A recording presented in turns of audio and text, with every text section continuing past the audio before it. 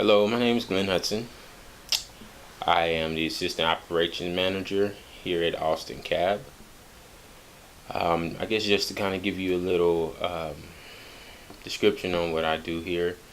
I'm over the administrative department where we handle, interview, process drivers so they can become drivers for our company, Austin Cab. We try to take pride in our drivers. Make sure that we get drivers that are responsible, that are careful, professional, just complete all around excellent drivers, so that we can continue to give genuine good service to our passengers.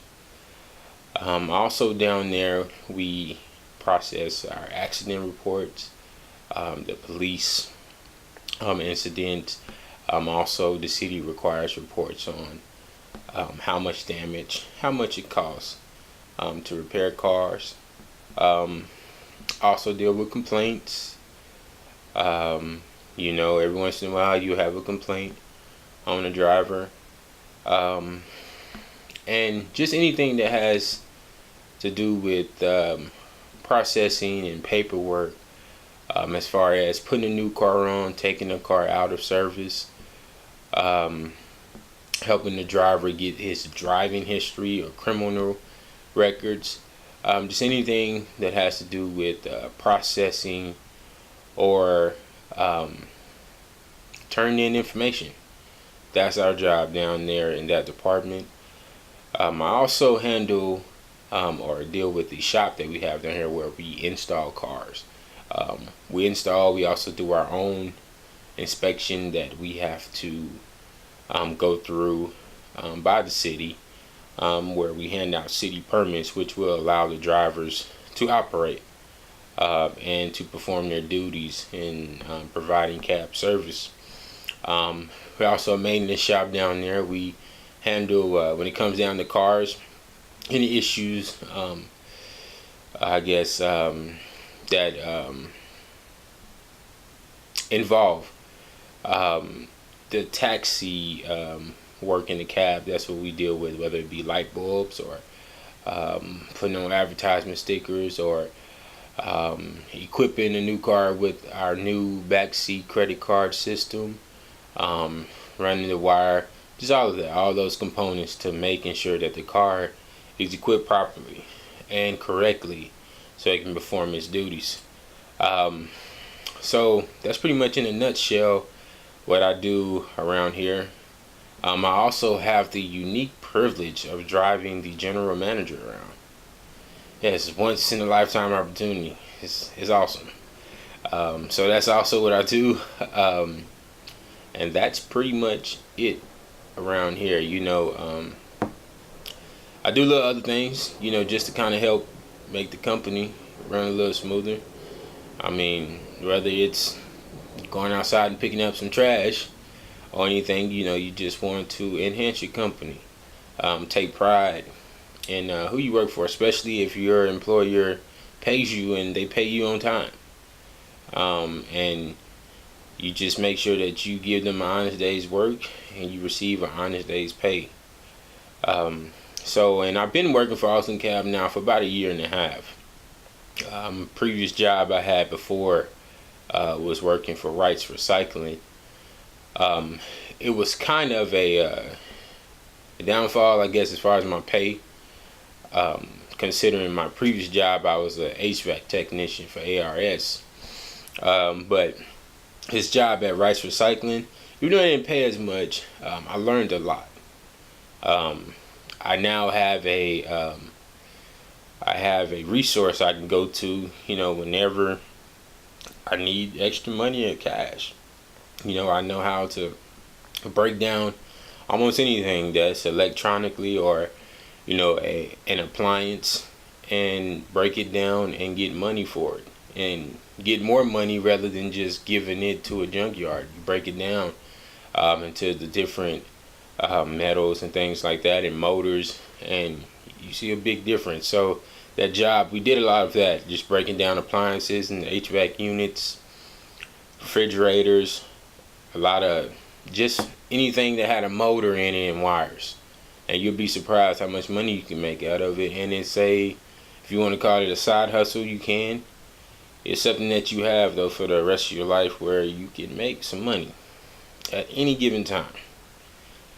You can just drive down the street and you'll see washers and dryers that people just put out because they done got a new one and they don't, feel like dealing with it, and they put it on the side of the road. I know a lot of times in my neighborhood, it's always most of the time it's a Hispanic gentleman.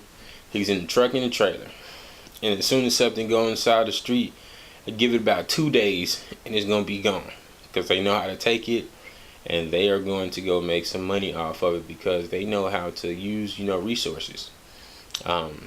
Too much money laying around in a lot of places, and a lot of things go to waste either because sometimes you're lazy or sometimes you just don't know.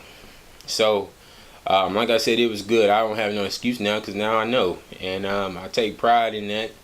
Like I said, it wasn't the greatest paying job, but I learned some some qualities that I can apply to whatever for the rest of my life.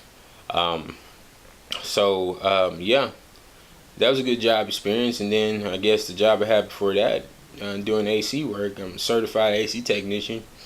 I still do AC work to this day on the side. Good learning experience through that job. Did not pan out as well due to pay and just how the company kind of worked on commission. And starting off as a youngster and you trying to do that work, if you're not working a bunch of hours into the night, it's kind of hard. But I made it work, and eventually you just had to move on and try to find something better. And like I said, I ended up my way here to Austin Cab. So I thank God for the experience.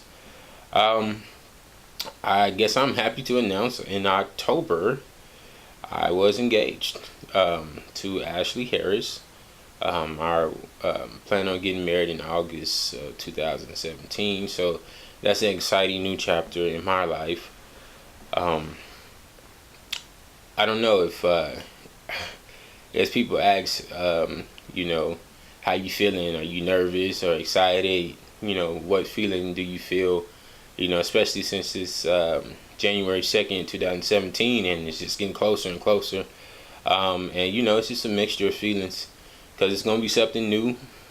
You're excited because you're getting to spend, the rest of your life with someone that you love, and you kind of nervous because now you gotta take care of someone else besides yourself, and it's a task. But just trusting in God, having faith, showing forth love, and just continuing to do the right thing, I think we'll be all right. So I'm excited about that. And she also attends my church, where I go, the First Pentecostal Church of Austin. I am a musician there. I play the piano and the organ. Been playing the piano probably since I was 2. I take that back. About 3. My grandfather, he was a famous jazz pianist back in Donaldsonville, Louisiana, back in the day. Probably I think in the 60s or the 70s. Real famous musician, and so I think it kind of ran into the family bloodline with me. I just remember one of my aunts giving me a piano for Christmas, and I just started hitting on stuff, and ever since then, you put me in front of the piano, from that day forward, I just would hit on it and I would just try to learn. God has blessed me, with a talent to where I play by ear. I don't even read music very much. I learned music maybe when I was in 6th grade, playing the flute.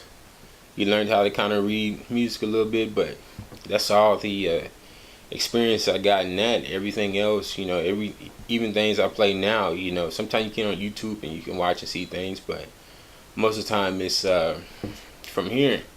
And I consider it special, and unique, and I enjoy it. I gotta tell people, music can bring life. You know, when you feeling down, or you just had a bad day, or things are going on, even if you had a death in the family, or just a crisis, listening to some music that can comfort you, it can really help. And even now, sometimes if I'm stressing out, or even if I'm upset, I can go in the room, get on the piano, and I'm good within 5 minutes. I'm good because it just has a way of calming you down.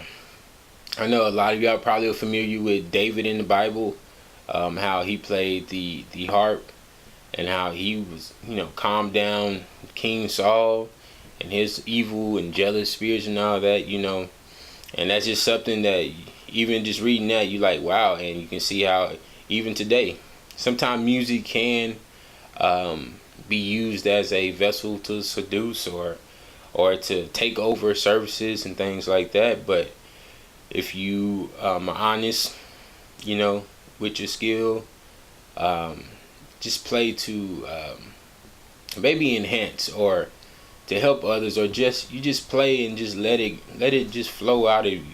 You're not trying to do anything special. You're not trying to get no money out of nobody. You're not trying to do none of that. You're just letting it flow out you naturally.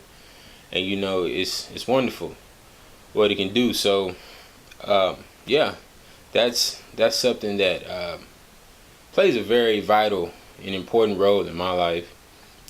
Music. I love music, and I love playing. And I play for my church, and I play for free just because I love it, and it's a gift from God, so why not give back? Every talent and gift you got, you don't have to try to get paid for it. Or I don't ever want to turn my gift or my talent into a where we start getting business like, or turn it into I guess I don't want to say a job, but maybe a profession, to where I'm using it, and all the time I go somewhere I gotta get paid. If it's a special service or things like that, I can understand somebody give you a love offering or whatever, or you charge whatever. But for your home church, and maybe for a family funeral or something like that, I just, my personal opinion, I feel like, you should just bless them. Just how God has blessed you with that gift. So that's my take on it. But yeah, I love music, and I love playing it. And that's pretty much it. I mean, I love my church, my family. My dad is operation manager here. I have a younger brother that works in the shop. I have three brothers and three brothers and one sister. Sometimes when they have a lot of kids, you lose count. So I apologize for that. But yeah, quite a big family. We've been in Austin pretty much since I turned 4 or 5. Since I turned 5. And we've been blessed. And growing up, my dad has taught us pretty much how to be a man. From day one. Growing up, accept responsibility, and you, as a man, one day you'll have to take care of a family, and so you got to own up to things. Decisions that you make, you got to understand that they can affect you. One decision you make now can affect you for the rest of your life. So you have to be careful in your decision making. Relying on God is a major factor, in especially, in my household. That's something you never want to forget. But just being responsible, and I'm grateful for that, because that was a foundation that was laid. And just growing up, you can see the benefits here and there, because some things that other 23-year-olds, even close associates that you have, that they do, or how they're not as far along as you, You can always go back to looking at how your foundation was laid and how you were taught, and how if you apply things to your life and you listen, you don't have to go that route. You're already gonna make some mistakes, and I have, but a lot of times if I just kind of listen or just watch, watch and listen, and you'll see your other fellow man making that mistake, and you can just say, well, I saw him make that mistake, and I'm not gonna go that route because I already have seen the end result. And so that's one thing to keep in mind. I think, just growing up, trying to be a successful young black man, times is already hard as it is. So just do everything within your power and just try to be, honest and a good man. And I think that'll carry you a long way. So once again, my name is Glenn Hudson, and I thank you for your time.